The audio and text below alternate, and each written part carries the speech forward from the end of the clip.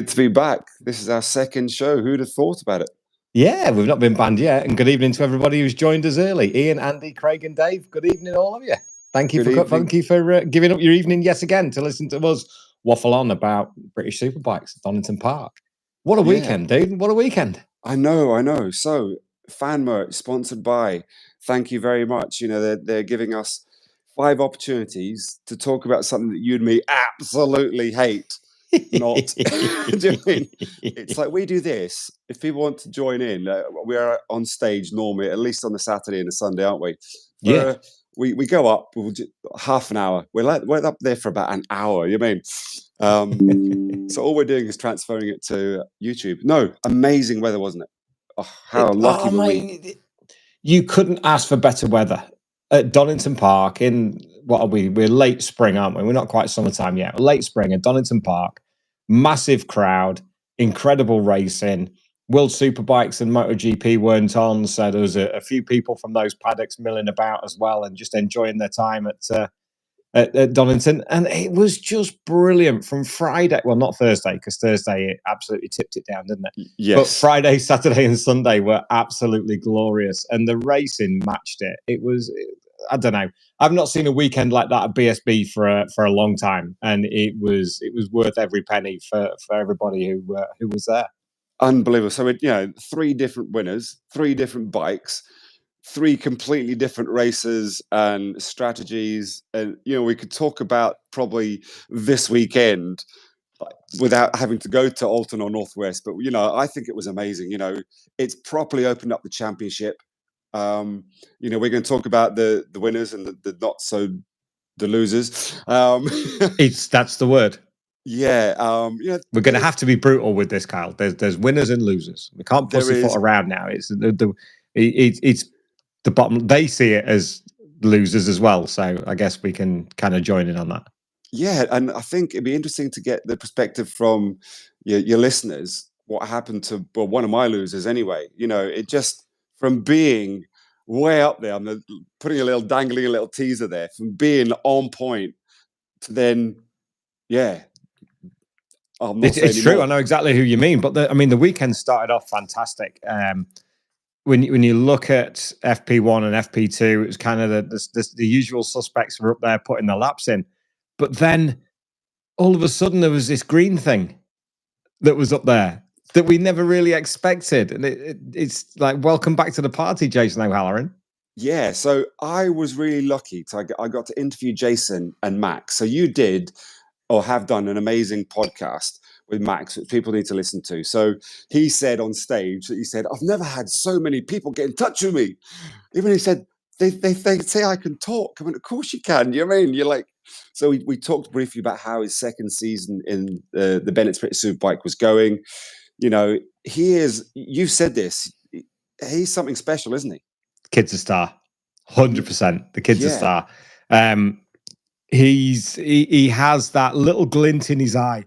Excuse me. He has that little glint in his eye, and he has such a wicked sense of humor. But his talent should never ever be overlooked. It takes a lot of learning for getting to grips with a British Superbike. Nobody's gone into that class as a rookie or as a young rider that I can remember and taken the championship at an early age. It took Taz 5 years. It took Brad 5 years. Thinking of the younger winners recently, it takes them so long to get used to the level of the Bennett's British Superbike Championship. The level is, if the level is 10, Max is about an 8. I would say at the minute, edging towards a 9. He's in that consistent top 10 in his second season. It's been amazing for him to have Jason come across and go, actually, boys, can we change this, and this on the bike and see how it goes? And they've changed this, and this, and ta-da, top step of the podium. So things are working well for all of them at Completely Motorbikes Kawasaki. Yeah, and that's one of the things that he actually said on stage. He said, Jason's come in and he's thrown in these changes, and he said, I'd have never thought them in the team because they've been with one person for so long. You get it, you tweak the bike around that person. Look at the Honda with Marc Marquez. It became his bike and no one else could ride it. It did amazing things on it, but no one else could. And it's amazing watching his confidence. Like last year, he was not struggling, but he was just making the points. Now he's in the top 10, top 5. He had 6 in race 1. You know, he's lying currently 10th equal with Charlie Nesbitt, his bitter rival, good mate. Both rookies 2 times, you know, in the championship. You know, 10th, man. Equal. We could go equal 9th, really. That's pretty cool. Oh, yeah, isn't that's true. I mean, Charlie still the switch to the Honda isn't quite pulling the dividends. He found something on Saturday. I saw him Saturday night, and Friday night. My apologies. Saw him Friday night, just walking through the paddock, and he was buzzing that they'd actually found something. And I think it showed with Jacko that they'd found something as well in the Mastermac Honda team. Now, they were at Oulton Park. I think they pretty much outpointed the factory Honda team, but not this weekend. This weekend. That's another big story to come to all on its own. But to see Jason take the win for the team, the team's first win since 2022. Yeah, because it was Oulton Park. Oulton Park with Jacko. Yeah. And as you rightly say, that you're absolutely bang on the money when you've had one rider in the team for so long, and you kind of turn the bike upside down and back to front and inside out as he did last year, and going from the different swing arms and struggling to find a setting last year. It was one where it's a good reset for both riders and a bit of a fresh challenge and a fresh pair of eyes. It's like the jigsaw puzzle. Yeah. You know, you can't find that piece, so you walk away, you come back, and there it is. It was there all the time. And I think it's a little bit like that, having Jason join the Kawasaki team. So, I mean, I think you and I are in a really fortunate position. And this season, I've been able to get access to the pits. And I'm going to tell you your listeners a little story. So, they're our listeners tonight, mate. I'd gone on the grid for the sprint race, and you know, going around so Danny Buchan, he's a joker. He's full of life. He's energy, right? I've never seen anyone so focused, right? I walked in front of his eye line, and it was just like laser focus. And so when they came in after that race, and it disappointing, you know, he's a race winner. He's 6 times a British Superbike race winner. You know, he was in the running for the championship. You know, he can ride. You can pedal a bike around, and he came in. So he came in, then Braden came in. No one talked to him. He sat down. The crew all avoided him. He sat down, took his helmet off, put his hat on, sat for about 30 seconds, and then just went. And you're like, he needs to be left alone. But for me, as a fan, to see someone who's struggling on this near enough the same bike as Max. Yeah, I don't think there's not an awful lot between them.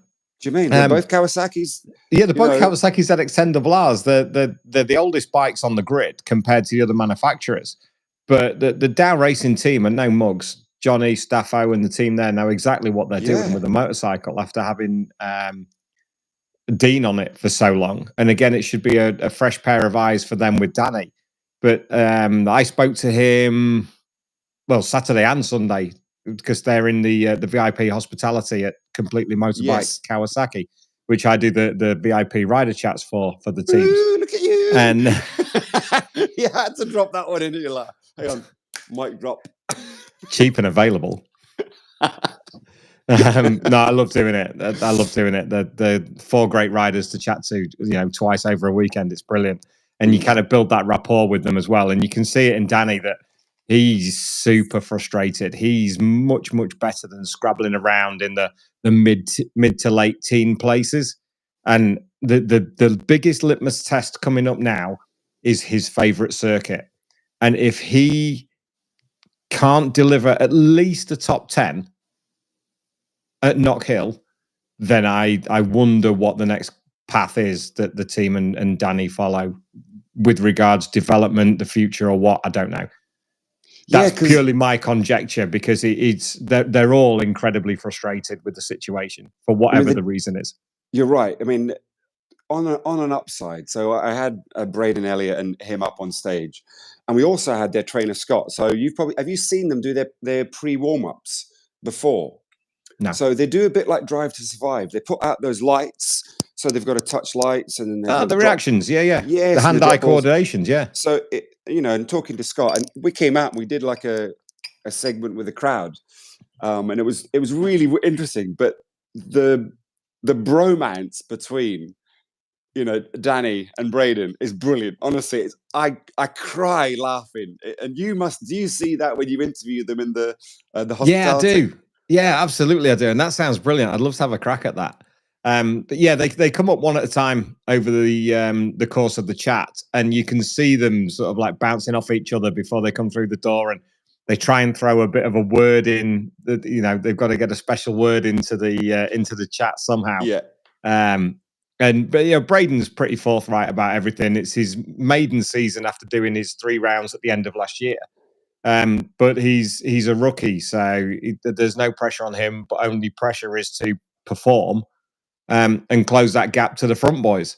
But for Danny, he just, I don't know, mate. And I really feel for him. I feel for him, and I feel for the team, because there's something somewhere that's fundamentally wrong that nobody can quite yet put their finger on. Yeah, there's quite a few little technicals, weren't there? Because the Cheshire molding, keep calling it Cheshire moldings, the completely motorbikes. That's the one. They had that race too, where both of them within 1 lap. That's unheard of for them. That's like the most reliable bike on the grid. Same. They both. I can't say it's a similar issue because I don't know what the issue was, or whether it was the same for both bikes, or if it was too different. I don't know. But yeah, for Jason to coast in at Goddard's and then Max to roll off at Hollywood into Craner literally 4 corners later, I've never seen anything like it. Yeah. Never. And I tell you what, you could see the fire in Jason's belly, because he was raging, wasn't it? It wasn't just like, it was like proper, oh man, I know I could do well. And I nearly swore there, what he did on race 3 was 100% show us. Have some of that. Yeah, absolutely, man. Some of those moves. Have some of that. That was the Jason O'Halloran. That was the Jason O'Halloran we all come to know and love over the last 5 years on the Yamaha. I was listening. I was on my way home for the Superpole race, so I listened to the great Duncan Vincent and Scoop and Alan Hyde and the rest of them on the BSB radio. And Duncan was saying that he did his usual his angry dance when the bike stopped. Did Jason? Max just coasted to a halt and just like, okay, fair enough, I'll go again in a bit. But for both of them in that 3rd race, for Jason to battle where he did, and for Max to be running in P6 before he had his little whoopsie, I think it was at Melbourne Loop, but I don't think it was shown. That dropped him to 10th. It kind of reset him, and I think it maybe shook him a little bit. So he just settled for where he was, I guess, because he didn't make any progress after that. But he said a couple of times during the weekend, both on the radio, the TV, and with you, he said, I've just got to do some more overtaking. I've just got to overtake. I've got the pace. I just need to do that. And that's the hardest part of superbike racing. The closer to the front you get, the harder you have to pass. You've got to make passes stick. It's taken Kyle Ryde a few years to make that happen and to be comfortable enough to do it. Once Kyle can pass, he's very considered at where he does it. And Max is the same. And I think Danny Kent as well. You're still watching Danny Kent, and he's a little bit, he won't risk anything. But then you look at Jason and he's like, bit of tarmac, stick my bike there. Thank you very much.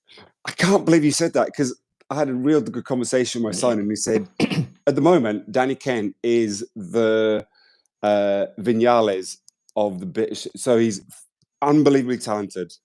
He wins races. I know. Is that a compliment? Well, yes, because he's still finding his way with that McCann's Martrain Yamaha, isn't he? Do you mean? And also, did you notice he is an old school rider coming into the Melbourne Loop? Every other rider has a leg about 20 foot hanging out, right? He in line with that bike, and he's still going round. Incredible. So you're thinking, why are they doing it? There's got to be something in it. He's old school, isn't he? He's Moto3. He's not from the leg dangling club. That's for sure. So luckily he came up for an interview on the Saturday, and we were talking about the track, because it's in 2 halves. You've got the fast flowing down Craners, the old hairpin, then up the hill. And he said he's really fast there, and you could see it. He said, but where I need to get faster is the second part of the track. He said, that's where a race is won or lost.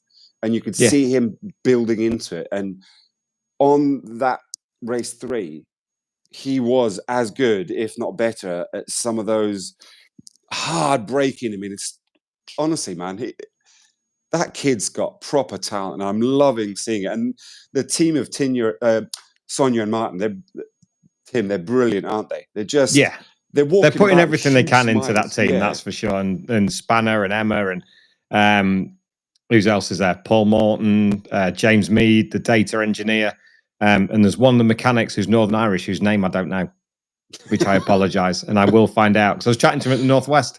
He was working for Alistair Russell, and for the life of me, lovely fella, but I forgot to ask his name. But that's a good cohesive team that are built around one man, very similar to PBM Ducati. They're built around one rider, and every focus goes into that rider. And I think it'd be interesting to see how Danny gets on at Knockhill. I think he's going to do that 2-day test. That will help, but that win's not far away.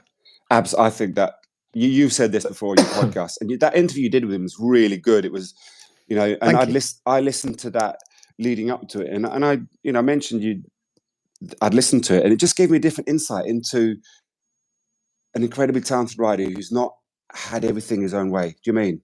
And he was open and honest. He said he didn't gel with that Moto2 bike, but we're going to talk about this. So when he was riding last year and the year before, he wanted to be in a Yamaha, didn't he?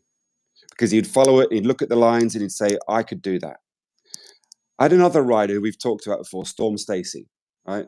And we had Storm up quite a few times. And I asked him, I just said, Storm, because obviously on the Kawasaki, I said, Storm, if you had a chance to ride a bike, what would it be? Straight away, Yam. He said, when I see Ryan Vickers come past me doing what he's doing on that bike, he said, I smile. And I went, oh, man. Do you know what I mean? And I love it when riders compliment other riders, isn't it? You mean, like, he totally understands how good Ryan is at the moment, or how that Yam is. So it was really cool.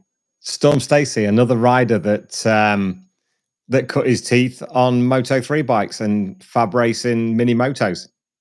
It's that breed that's coming through that can ride the Yamahas. Taz McKenzie, Carl Ride, Brad Ray, Ryan, not Ryan, Danny as well. Yeah. The ones that can get on the Yamaha are the ones that are purebred from their sort of Moto3 days.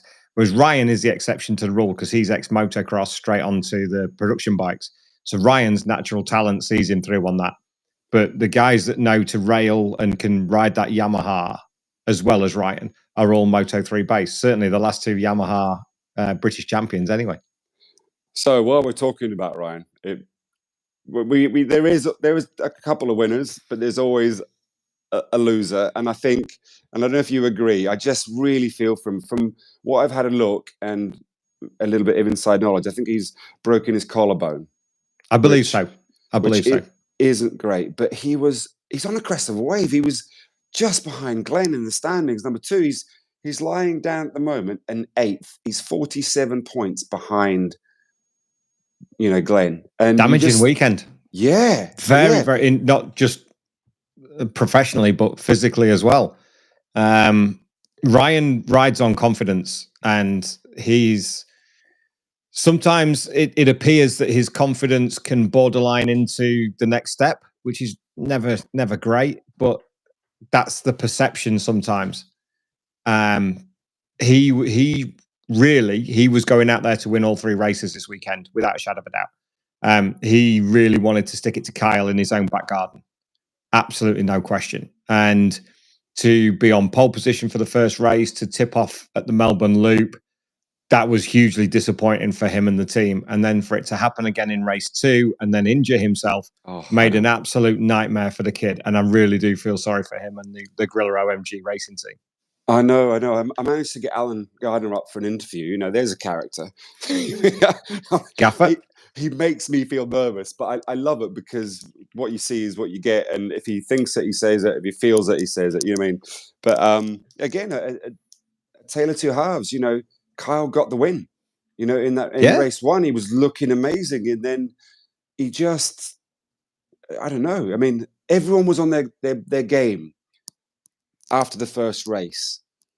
You know, did he take his eye off the ball? I don't know. But what Difficult happened? to say, but for the same things happen on the same corner, which I believe I'm right because I was only listening to race. I'm sure it's Melbourne Loop twice, wasn't it?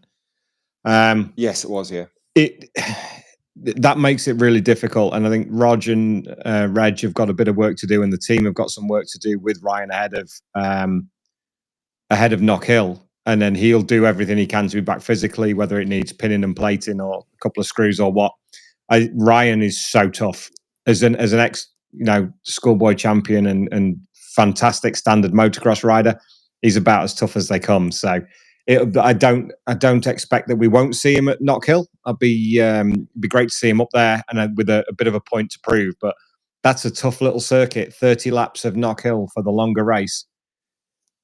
It's going to be a physical weekend for him. But then we get a little bit of a break before Brands, don't we? So before Snetterton, sorry.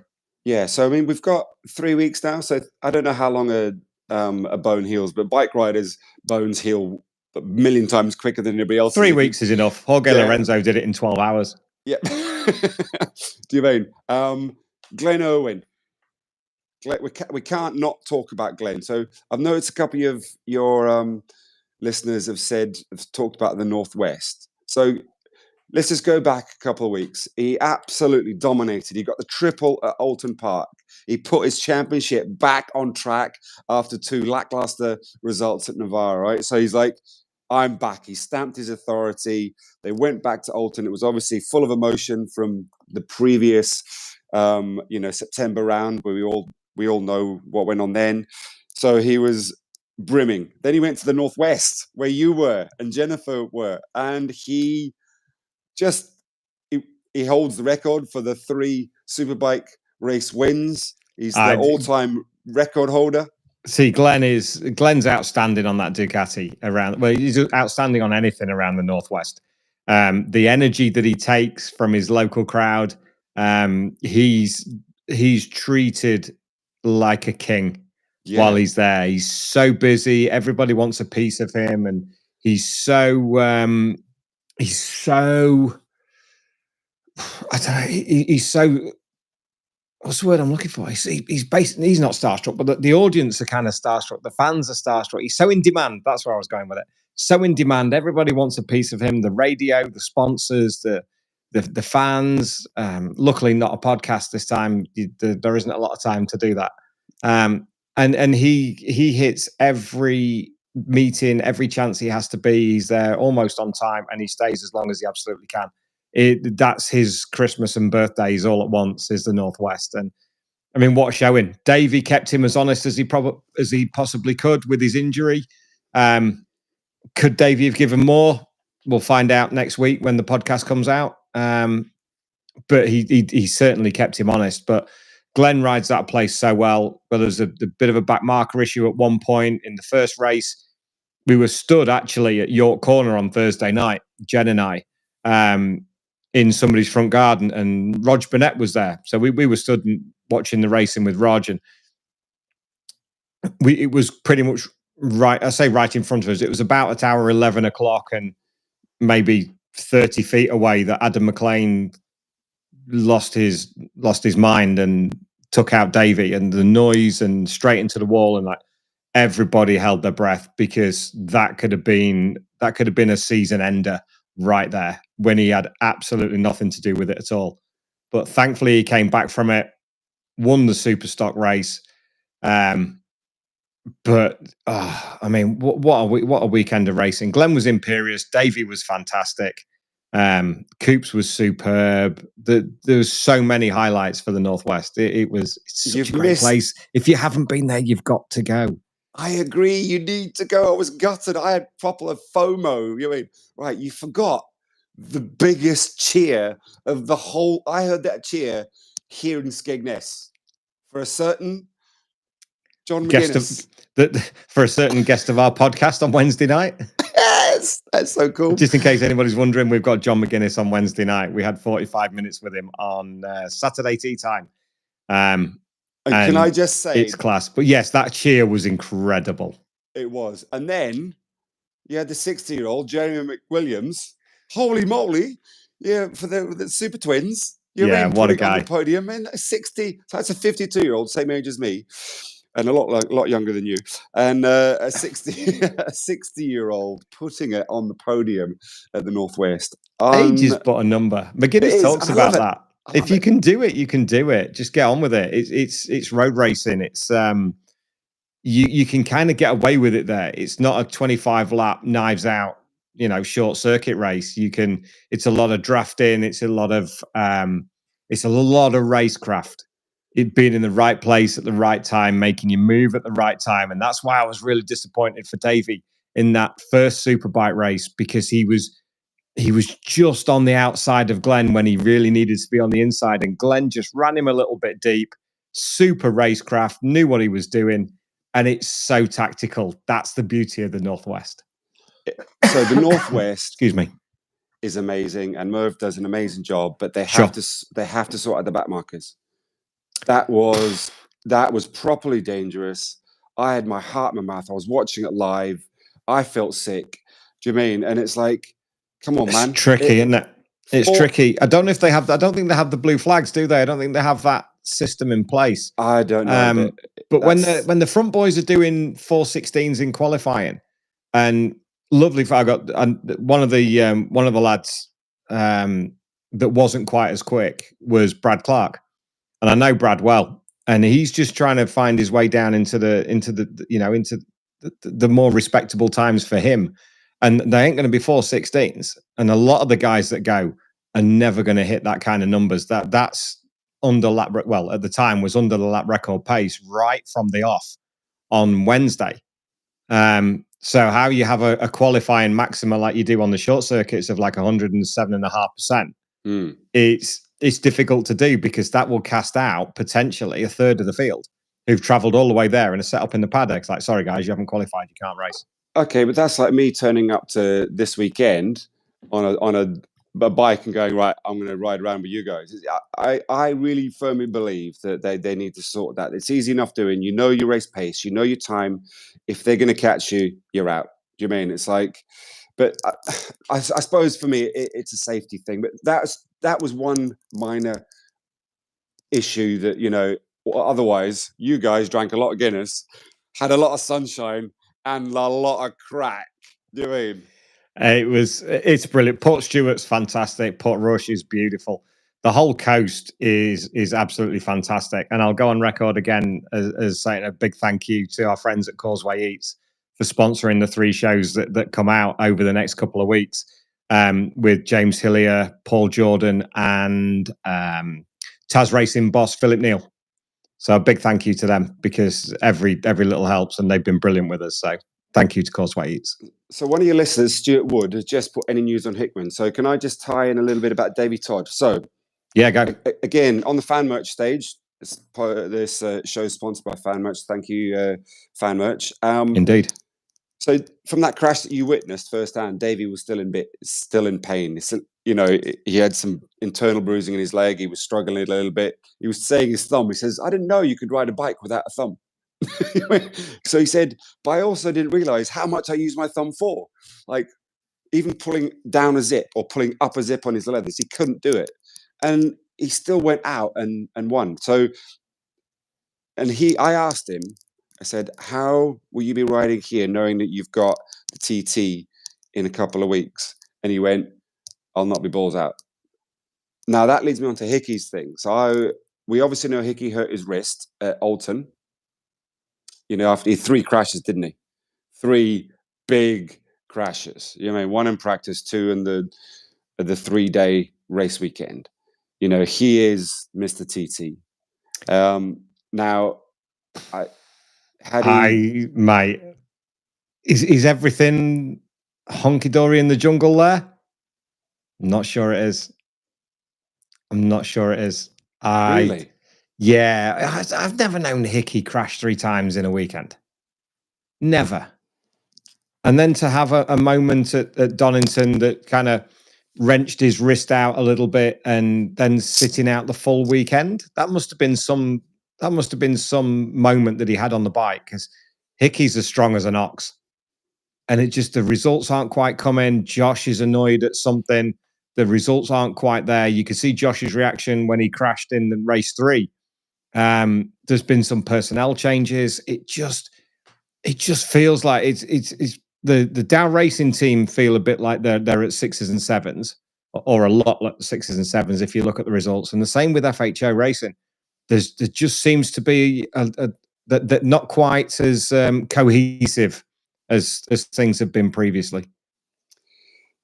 Yeah, we're fortunate enough to eat in their hospitality, which again, it's a proper. I like a kid in a sweetie. I just like look around and go, man, there's Josh Brooks sitting next to me having his dinner, and there's Hickey, and then other teams come in as well. So you get to experience just being normal human beings, and that's what I've learned, that they just are. They're just incredibly talented on a bike, and I don't know. It's a real difficult one, isn't it? We know Josh is a 2-time winner. He can pedal a bike. He's incredible, but the BMW just doesn't seem to be where it needs to be. Their BMW isn't there, but a certain Pocket Rocket, who I interviewed for the first time, and I was pooing my pants because it's like, I was like, oh my god, it's Leon Haslam, do you mean? And so he's class. He is, he's very, very confident. But he had a really good weekend, didn't he? He's making that BMW do things that, well, the only other person that we've really seen is Rory. Yeah, absolutely. You know that Leon will do everything he can to make a bike work. That boy doesn't do things by halves. And he had a couple of issues, I think, over the weekend with braking and just a couple of little bits of setup issues. But he was there in the sprint race. He's still got it. He knows what it's all about, and he will take that first victory at some point this season. I have no doubt. I remember, Dave, when was his last win? I suspect his last win was the end of 2018 in his championship winning season, when he scored points in every race across the season. I thought, I've got you, but okay, yep. Get up earlier, sunshine. I know. That's what I love, having you on the podcast or up on stage with us. Brilliant, man. But yeah, as well as for Taz Racing, for Cheshire Moulding's BMW, difficult weekend for Rory. The crash at Oulton Park was massive, absolutely massive. And he's not been right for the time in between the races. He's had as much rest as possible. Normally, he's away on his motocross bike. He's doing downhill mountain biking with his pals up in Scotland. He's always doing something. He's like Davey Todd. He doesn't sit still. Doesn't let the grass grow under his feet. He tried FP1. He was 100% before he went out in FP1. He came back in at the end of FP1, tried to download the data in his mind, and it just wasn't coming. He just couldn't see the wood for the trees. We had a bit of a chat to him mid-afternoon between sessions, and he's kind of, I don't know if I can do this. And he did say at Oulton Park to Shaky on the TV that he knows himself well. If it's not right, he will not ride. So he tried FP1. That was always the plan. He basically said he was going round. He can ride a bike. It's what he does. It's muscle memory. Can he race a bike? Probably not. But I think even after FP2, he was still 16th. And he only did one session. So that shows the potential that he has got on the bike. So it would be nice to see that, hopefully at Knockhill in 3 weeks or so, when he's hopefully all fit and well again. So it's interesting because my son said, we're chatting about it, and he said he's probably got Knockhill because when he was with the Kawasaki FS3 team, he said, I will deliver you a podium at Knockhill. And what did he do? He delivered a podium. He knows that circuit, like a bit like Danny, like inside out. You mean? And if he's going to get a result anywhere this season, it's going to be at Knockhill. So I think he wants to be ready. And I'm glad he pulled out. And like you said, it's like the riders sometimes need to be saved for themselves. So it was an interesting climb. Now, just looking at the comments underneath, Jennifer's downstairs moderating all the comments. So thank you to Jennifer, who's keeping an eye on the comments and replying to people as we go. But my great mate from Northern Ireland, Norman Kane, said he was a brave lad to make that call. He absolutely was. And yeah, Dave Greenslade, the words were, he was behind the bike. He was. That's exactly the great way to put it. Yeah. If you're doing 100%, you've got to be 100% mentally ready. I mean, physically you can ride round it, but mentally you have to be 100% to ride those superbikes at that pace and be competitive. So we're going to take it to the next level. We both saw what happened to Christian Iddon. Oh, right. Race 1, right? All of us were watching that. We were sat there and all of us held our breaths. We were like, and then when he got to his knees, we're like, okay, he's not been knocked out. I watched him. I don't know if you saw him on the Sunday. He came in. He had to be lifted off and onto his bike. I didn't watch any TV, so I don't know. I only saw what I saw, and I was watching him wince in pain. You know, I'd be interested to see what the update is over the next couple of days on his injuries, because in a similar way to the rest of the riders, Christian Iddon just doesn't seem to have a pain threshold. I remember him riding at Brands Hatch with a broken tib. You know, he just put a bigger boot on.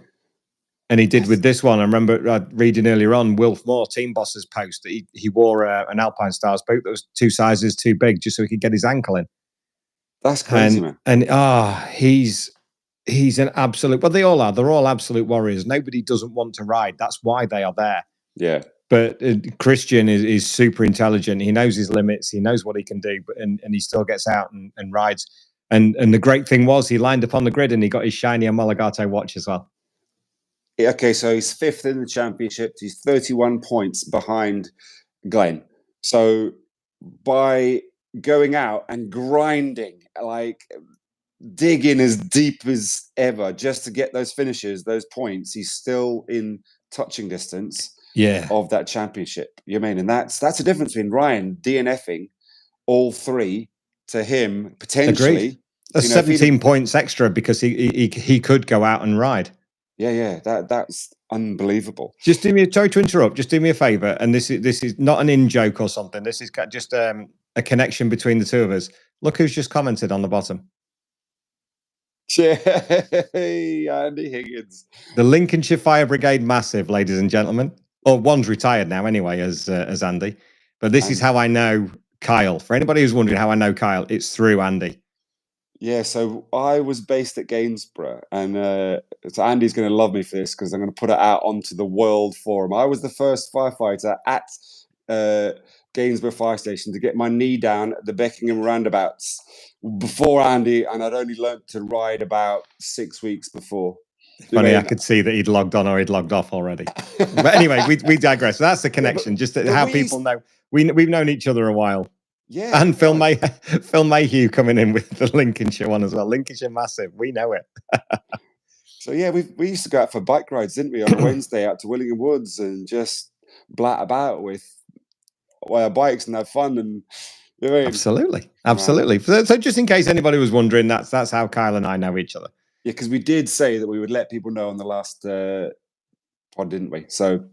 Right. That's the connection. Right. Talk to me about, and you know, I hope Christian is fitting well. I'm sure he'll be fine for Knock Hill. There's a bit of time there now, but that was a frightening accident. And I'm glad that he and everything else around him is okay. He looked a little bit sore and a little bit wistful on Saturday night when we saw him. But yeah, he'll bounce back quick enough. And anybody, in fact, to all the guys and girls that were injured and took a knock over the weekend, Joe Francis is he took a real whack in that Supersport race. Yeah. I wish him all the best. Joe's a great kid. So to those of you who are watching or who know those who are injured and a little bit on the way on the wayside, please pass them our best. Right. Talk to me about Honda. Oh my goodness. No, that's the Yamaha team. Talk to me about Honda. Tommy, my level of respect for Tommy has like gone beyond a man crush. I think watching him do what he was doing on that Honda and being so close, this is where the difference between seeing it on TV, because I watched the races again before I came on because we were packing up the fan merch area, so I wanted to see it, the whole thing. Being on the track, right next to the track, seeing how hard and muscling the different lines he was taking. Oh my God, 3 podiums, 2 seconds and a third. That man, by sheer grit and determination. Now, was it the Japanese effect? I, You know more than me. I don't believe that Yokoyama-san has brought some magic fairy dust with him this weekend. I know there's been an awful lot of work gone into that Honda Fireblade over the weekend, both with the Oulton's tech and the team, and generally trying to find something that works. As Duncan Vincent said on the commentary on the way back, he said it's so great to see Tommy back in the top three because his free practice and qualifying times look like a set of lottery numbers. He had to go through Q1 to get to the Super Pole. Do you mean that's like graft right there? Which is exactly, and to see him just really, he just grip it and rip it, and the fact that we have as we get to race 3, we see progress for Andrew and we see progress for Dean. It just feels like Honda are turning a corner. However, I hit that caveat again. It's Donington Park. The Hondas love Donington. They did in the test and they have on the race weekend. If they can do the same thing at Knockhill in 3 weeks' time, they are here and they are here to stay for the rest of the season. And I would love nothing more than to see that. That's a really good perception. And that will be the litmus test, won't it? 100%. Yeah. Okay, so you've... If it's a wet race at Knockhill, does that count with the Honda? Because obviously a wet race sort of is a leveler, isn't it? It's a leveler for everybody. So I don't think whether it's Honda, Yamaha, Kawasaki, whoever, that's just who can get their bike set up the best for the conditions. It's definitely more of a leveler in that respect. Yeah. But please don't say that because it was glorious last year and I've got a 1 out of 1 attendance for Knockhill and sunny weather. So please don't say it's going to rain. No, it won't. It usually rains sideways there. My mum and dad live 5 miles away, so I either cycle up to the circuit or get them to drop me off and have a few beers, and I absolutely love it. So I used to listen in my bedroom, and I could hear them when they were racing around. So for me, Knockhill has so many good memories, you know. And last year we watched some great racing, didn't we? So fingers crossed for that. So I think we've covered quite a lot, haven't we? We've done all right in 42 minutes, mate. Yeah, man. I mean, I think there's nothing. I think so. The standings: you've got Glenn, you've got Danny, Kyle, Tommy, Christian, Leon.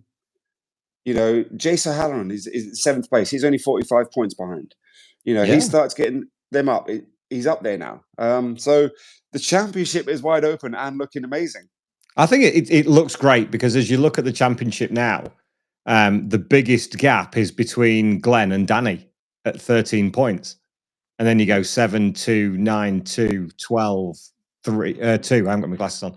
And then a big jump back to Charlie in 9th. But I mean, that championship, because you only get 18 for a win, 16 for second, and 14 for third, everything stays really tight. It is a great way to do it, and I prefer it. I prefer this way much more than the original showdown that we had before, where it was sort of 8 rounds and then the final 3 rounds counted. This one is the one that I like. It's nice to have the smaller numbers. It keeps the gaps close, and it rewards consistency, which is where Danny Kent and Glenn Irwin are coming into it, because those and Leon Haslam of the top 6 are the only ones without a DNF. They've completed every race. And when you look at Glenn and Danny, they're kind of there or thereabouts in the top 4. Yeah, I mean, on every race. And that's the consistency that's going to do it. Kyle, obviously, he dropped a score at Oulton Park, but a good, consistent weekend for him. Not what he wanted. He was going there the same as Ryan Vickers to win every race. It's his own backyard. He's done some magical things at Donington over the years, but just to come away with 1 win, he won't be happy with that. But the consistency for Leon on the Rocket BMW, it's all coming together nicely. It's interesting. So I saw a little clip. So when Kyle won his first, the race 1 on the Saturday, the first person to greet him was Ryan.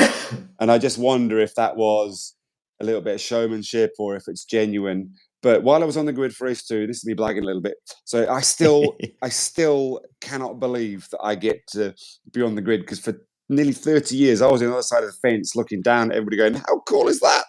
So anyway, I'm wandering around. I see a certain Scott Redding. So I'm like, I start to get butterflies. I'm like, I'd love to interview him on the fan merch stage. So I go up to him and I'm, all right, Scott, how you doing? How's things? Because I know he's a cyclist. So he, putting out there now, he qualified for the world champs at the gravel series in the Highlands in Dumfries on the Saturday. And then he was at Donington on the Sunday with his beautiful pregnant wife, which they're due a baby in September. So congratulations.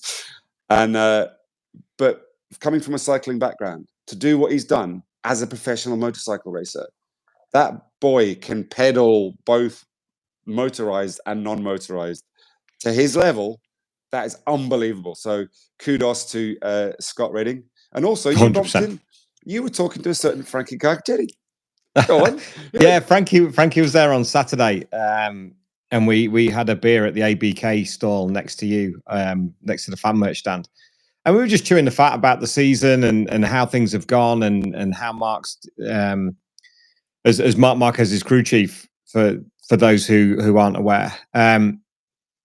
We were talking about how Mark is developing with the Ducati, and there are certain things that he alluded to that maybe not everything is as it seems, and that in turn makes what Mark is doing even more special. He's just having fun. He's not there to challenge for a championship. If he gets a race win, he'll get a race win. But the main thing is while he's out on circuit, he's having a huge amount of fun. I think Frankie certainly alluded to the fact that there are a huge amount of political wranglings going on in Ducati at the minute for who partners Pecco at the factory team. Now, whether that is an option for Mark or whether it's something different, whether the VR46 squad take on the Yamahas and become a Yamaha team, which opens up 2 more slots for Ducati. There's so much going on. The silly season in MotoGP and the ramifications behind the scenes seem to really be ramped up a notch this year. And I think it's openly clear that as the number 1 rider at Ducati, Pecco has gone, no. Really? I don't want him in our team. But why would you? As the undisputed number 1 at Ducati, to have Marc Marquez coming into your team, who is working wonders on a subpar 23 Desmo Sedici, to get on the all singing, all dancing factory bike and potentially make you look a little bit second rate. I wouldn't want that either. No, because Mark has the potential to do that. That's we could talk about. We're both mad moto. I think everybody on here is a MotoGP fan and stuff. It's just bikes going around in circles. Whether it's Speedway, MotoGP, BSB, Worlds, whatever. Right, I need to talk about one of my favourite circuits just before we finish. Oulton Park, round 2. So some saw it as the start of the Bennett Spitter Superbike 2024 season because, people had their haters. But if you want to listen to or watch the last show, we talked about how amazing Navarro was. And I'm hopefully going to be sharing a glass of wine and some tapas for you next year, Dave, while we're out there. But, you eloquently said, it's like this beautiful rolling... The undulating roller coaster of a circuit nestled deep in the heart of leafy Cheshire. Hang on. Trademark. It's like you've done that quite a few times. There might be a press release or 2 with that in it. So in a nutshell, I thought, Glenn set his championship back on track. Christian Iddon said, I am here, with 3 podiums. When Tommy was starting to get to grips with that bike, with that second place in race 2. So he was like, yep, okay. So maybe that's what's helped him get his 3 podiums the weekend gone. Danny Kent, you did that podcast with him the week before, and he said, I don't get on well with that track. He got, I think I've written it down, he got 2 fourths and a 6th. Which is brilliant. That's damage limitation. Yes. And that's what, to win this championship, you need to be able to do that, don't you? Yeah. And one thing that's just really made me smile, Stuart in the comments below. Thanks for the Druids Corner tip, Dave. Total commitment. Yeah, you and about 3,000 others. I'm going to keep my mouth shut about corners in future. Mate, I went there and I couldn't see. Thank But you. I'm happy everybody else did. I'm only kidding. It's an amazing place to watch. And Stuart, I'm glad you enjoyed it. Totally. I was with you, Stuart. I'd never watched from there, and I was just like, holy moly, man, it's amazing watching them come around. So I mean, we can't not talk about Oulton. With there was two incidents. We've touched on the Rory Skinner one with his helmet. We know now that the helmets are designed to break away and save the rider's neck, so it's not a fault. You said it's a certain load in a certain direction. Yeah, and he's staying with Bell helmets, so that says it all. That's a funny comment at the bottom. My great mate Norman Kane, burn baby burn. That's what you get for not putting suntan cream on, mate. Jennifer was not impressed. That was a big day for it, and he looked like a Ducati, bless him. Who's this? What? Norman Kane, my great mate from Northern Ireland. All right. And then you'll learn one day, mate. We'll just touch on luckily she's out of hospital now, Kate Walker from the Absolutely. BMW F900 Cup. There was that incident on the start line as they were doing practice starts. It's part of racing, isn't it? We don't like to see it. It's a horrendous thing, and it's the start is the most dangerous part of any race. Yeah. So for them to practice it is the right thing to do, because there's a lot of not so experienced riders, especially in the F900 Cup. So it gives them a chance to get going.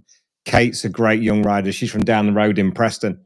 And it's so good to see that she, after a big hit and a bleed on the brain and a bit of time in hospital, that she's back at home, convalescing, getting herself squared away.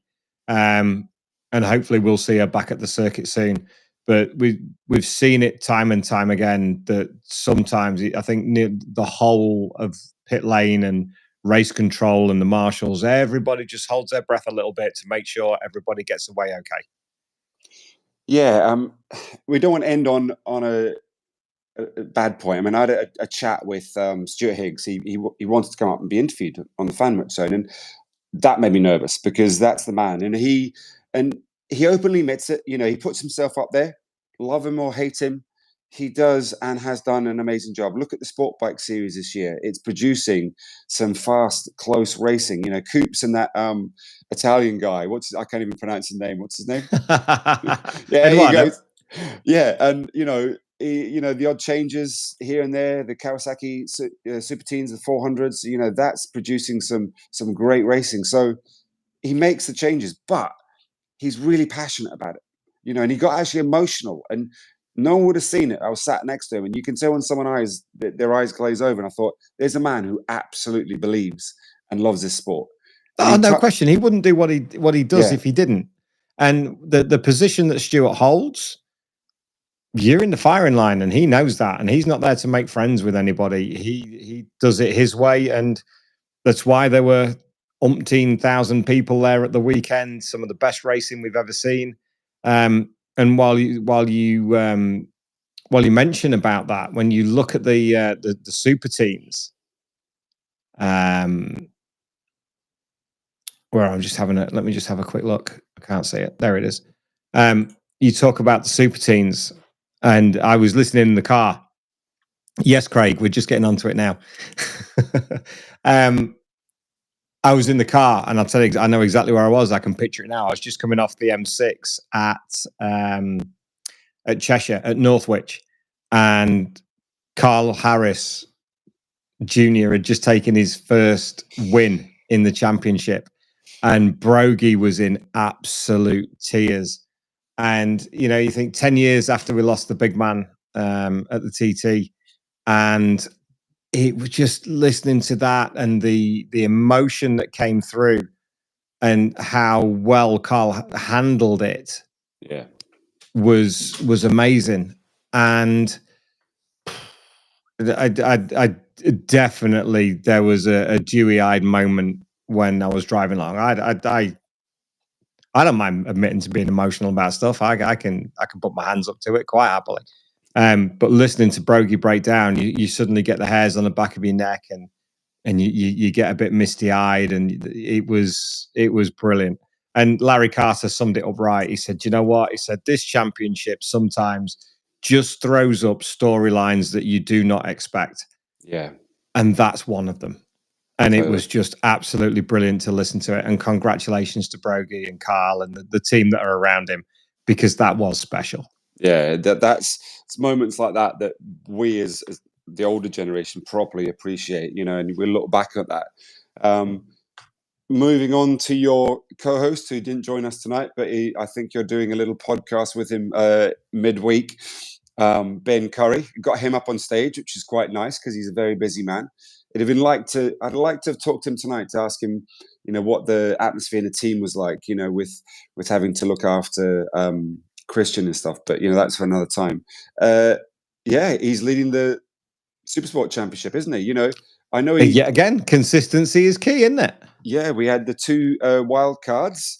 You don't have to win every race to lead the championship. But while the issues with Luke Stapleford and what happened at Oulton Park with Luke crashing out, Jack is slowly but surely getting to grips with the Honda, but he's yet to win a race. When you look at Luke's record, what has he had? First, is that 25 and 22, isn't it? First, second, first, DNF, second, third, sorry. Then you think, well, hang on a minute. If you hadn't got those 2 DNFs, you'd have been up there. But both Jack and Ben both have a full 100% record of finishing races this season so far. And if it wasn't for those 2 DNFs, Luke could be up there with him. But as it stands, he's 23 behind Ben and 20 behind Jack. So Luke Staples has got an awful lot of work to do. But I will be sitting down with him at Knock Hill to find out what's going on. But as you say, the wildcards, Chanon Chu on the Gearlink Kawasaki and Tom Booth Amos on the PTR Triumph. Well done, boys. That was impressive, especially race 2. We're going to get the MIH Triumphs up at Knock Hill. I was chatting to John. He runs the team, and looking forward to. So we might be doing the fan merch area. Might be giving some giveaways to any fans. If you're up at Knock Hill, the tickets to go into the garage. See how the prep is. They're proper professional. So watch this space. On the fan merch socials on Instagram and Facebook. I just want to. Well done, mate. You practiced that one. Good job, man. I just made that up. I like that. Right. You're getting into winging it now. Yeah, mate. I'm learning from the master. I haven't got where I am today without winging it. Oh, yeah, man. Right. I'm going to end on a proper high. So my 2 winners from Donington Park, Tommy Bridewell. Thank you, Tommy. Put a smile on an old man's face again. That Honda, by the way, looks absolute mint. It's like, do you know what I mean? That's like a lusting after bike. And the O Show. Jason, I doff my cap. That, sir, was a ride that just made me jump up and down on the couch. And that is why I love this amazing sport. Question from Maggie Day. Are you at every round? Who, me? Yeah, you. Well, no. Unfortunately, some of my shifts stopped me. So Brands, the first one at Brands, and I've got an able assistant. I'm pointing to the other side of the screen. And I can't make the Oulton, the start of the showdown, but I will be every other one. So please come up. Please come up and chat to me. I love interaction. Give me some questions. There you go, Maggie. That's one for you. Just as I can only echo your sentiments on that. I think I don't think he was a loser over the weekend because he won a race. I don't think it was the best weekend for Glenn. I think it was maybe the best weekend with what he could do with the setup that he had. So again, it was consistency. It was points on the board. For me, I'm the same as you, Jason and Tommy. I thought they were absolutely outstanding. I think any of the top 5, I know it's kind of spreading things thinly, but they all have their own merits for being winners at the weekend. I'm desperate to see Danny Kent win that first race because I'd absolutely love him to come to the front of the rostrum, wherever it is, and do the Titanic thing with his love for Celine Dion and stand there and put his arms out wide. I don't think he will. He's far too cool for that. That'd be funny. That'd be funny. Jason for taking his first win and taking that punt on the Kawasaki and switching across to that and making it a race winner within 9 races. 3, 4, 5, 6, 7. The 8th race. There we go. And Tommy for that, for the just sheer will and determination and effort. He scared the life out of me on Saturday night. We were waiting for McPint so we could do this podcast, and we were meeting him in Honda Hospitality, and Jen and I were sat by the door, and he walks in, and I'm not going to offend him by doing his accent, because I'll either be Welsh or Asian or Pakistani or something like that. I'm not going to do it. Or Indian, whatever. And he walked in and he looked at me, and I've not really had any interaction with him since we did the podcast with Ben back in July. You know, I've seen him to nod to in the paddock, but barely anything since, because our paths haven't crossed. And he walked in and he was like, I really like your podcast. I listen to it when I'm on my tractor. You do a great job. It keeps me busy when I'm on the tractor. And I'm like, okay, so you listen. Danny Kent listens. Danny Buchan listens. He's like, you just kind of never know who's listening. So to all our regular listeners, thank you so much for the support on the podcast, for supporting us tonight here on the live show. Thank you to Fan Merch for supporting us, for doing these shows. And more importantly, you, mate, thank you very much for joining us and making this show happen. Thank you, my man. I thank you so much for inviting me. Too many thank yous. We will catch up at Knockhill for some good chats and hopefully a drink or two. I look forward to it, man. That'd be class. Awesome, ladies and gentlemen, thank you very much. Tell you what, mate, you turn it off and I might stay on for some questions. Okay, I'll come off here. Where's my magic finger? Press the button. I'm on duty, so I've got to go. So love you, man. Bye. Love you too. Take care. He's going. There we are. He's gone. There you are. How about this? There's still a few of you here. Give me some questions for 5 minutes. How's that? Go on, you can. There's frantic tappings of keyboards because not everybody's logged off yet. I can still see you're all there. But that was good. I enjoyed that. A massive thank you to Kyle again for sitting in with us and doing the review, and thanks to Fan Merch as well. I quite enjoy doing those with Kyle. It's great to have another fan's perspective, and at some point we will have Ben back on, trying to again match schedules and get him pinned down. Hopefully we will see him on Wednesday down at the Haslam farm in Derbyshire. We've got a chat with Leon and a chat with Ron coming up, so that would be a good one, all being well. We've got some great names coming up. We've got McGinn. Oh, here we go. There's all the questions coming through now. Any TT tips? Just go and enjoy it, Stuart. Watch it from wherever you can, because wherever you watch, if it's the one your first time going, you'll just be blown away by it anyway. Michael Hallam, what's your favourite coloured wine gum? Orange, of course. Dave Greenslade, you've been there since the beginning. Yes, Maggie, we will be at Cadwell. Absolutely. Crumbly Mal, thank you very much. Ian, yes, we'll be at the TT. We go a week on Wednesday with a Wednesday to Saturday just on practice week. Chats with, seeing as you're all here, and it's just the 46 of you that are here now.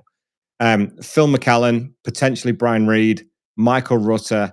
We're going to have a quick sit down with Darren Jones of FHO Racing and get the lowdown on what's going on there with him and Hickey at the TT.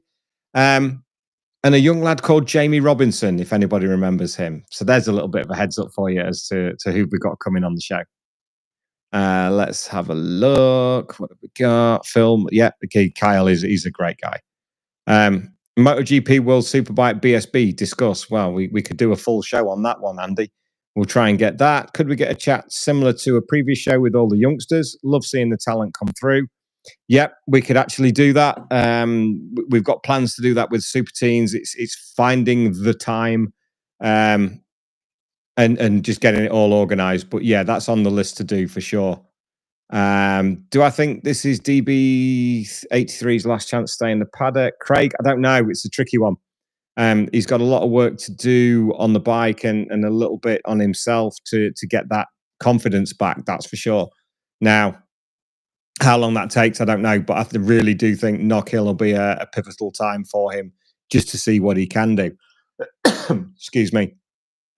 Would Tag Racing wrong to go to Honda, Peter Hastelow? Difficult. It depends on the resources of the team more than anything.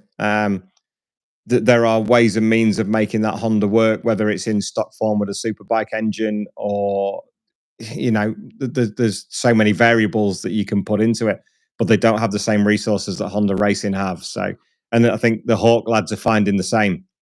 But Kyle Fraser's not doing so bad on it. The results are there. He just needs to have that consistency of top tens, and then it'll all turn around nicely for them. I think Jamie Van Sicklerus is on a pathway bike. He's inexperienced on a big bike, so that it maybe doesn't show their results in the right way.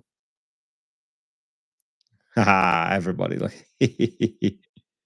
Yeah, I know you didn't, Jennifer. I know, but we'll find it. We'll find the time somehow, or we'll just hold them over to another event somewhere else. But while we're wandering around the paddock, we might as well grab with as many people as we can. If you could be in a team in BSB currently, who would it be? Doesn't have to be superbikes, any class. In a team, what? As PR, as rider, as team manager? It's difficult because we've got friends in a lot of the teams, and it's hard to pin one down. But we're quite enjoying our time with Completely Motorbikes, doing their VIP chats and kind of hanging around with Darren and Nigel a little bit, and Jason and Max. But yeah, a lot of the teams are fantastic. There's some great people in that paddock, without a shadow of a doubt. Let's have a look. Oh, as rider, crikey. Bearing in mind, I am absolutely atrocious at riding. Something user friendly. I'd probably go British Talent Cup. Injuries to Pete and Michael. Honda's Superbike not at the Northwest. Is a space on a podium for a surprise.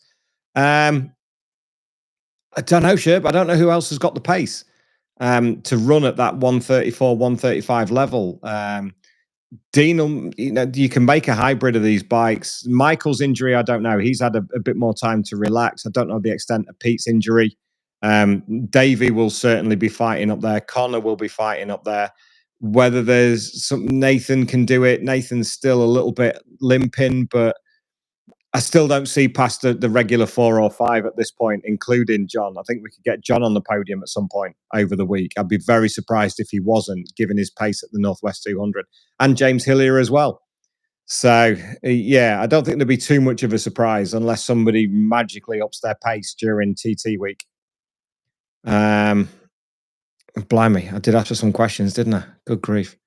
Simon Green, any bike, any track in the world, and where you're going? Whew. I think Jennifer asked me this on the podcast, didn't she? God, solo podcasts are hard, aren't they? Let me go. I'd like to ride Rossi's M1 around Mugello. How's that? But it'd be really slowly. Who's winning it all this year? Which team and which bike? Jesus, the BSB. I can't call that. Absolutely not. There's so much going on in BSB that I can't call that. Top rack on the BMW for World Superbike would be a nice turn up. And I'll always go for Pecco in MotoGP because Pecco. Excellent, Big David. PBM on Saturday. They're a great team with great people. Dunlop, what will he do after at the TT after the Northwest? He'll stick it on the podium, Andy. Pretty much. There's a lot more chance to rest at the TT than there is on the shorter circuits. So I think he will be podiuming and winning, and I do think he'll break Uncle Joey's record. You need talent for that. That's true, no? That is true. A celebrity boxing match with a Dunlop. Yeah, you would think so, and I know who my money's on. Do I think Hickey will be up there? If he has a bit of time to reset after this weekend and he takes time out just to reset things, I'm just a little bit wary as to where his mind's at the minute and where it is with the bike. But get him to the TT and he's a completely different animal. Completely different.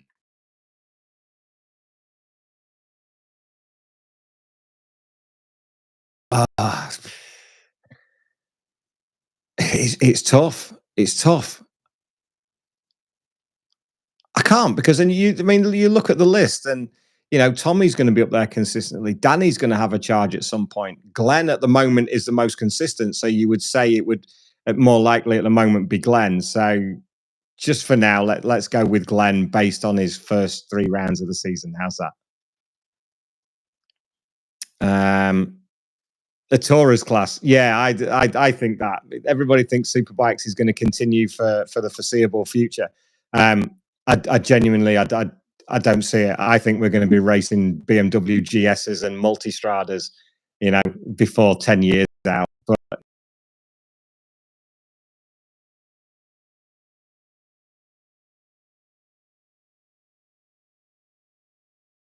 spend a bit of time with Jennifer because we've not really seen each other much today. So thank you so much, everybody, for joining in. Thank you for those quick fire questions at the end. That was good fun. We'll do that again another time. A Rocket 3 series, I'd be all up for that, Phil. John McGuinness out this Wednesday. The patrons have already had that. The links for the patron is in the description below. It's a great chat, 45 minutes, and he's agreed that we can go and do a longer, more in-depth chat in November up at his farm, which is marvelous. And then next week, James Hillier, Davey Todd, the week after, Paul Jordan and Philip Neal. And then hopefully, if everything goes right, we'll be at the Haslam farm on Wednesday with Ben. So there's plenty more for you to cut, plenty more to come for you, plus what we get at the TT, plus what we get at Knock Hill. So we're not going anywhere. So you just have to put up with us for a bit longer. Absolutely brilliant. Thank you very much, everybody, and good night.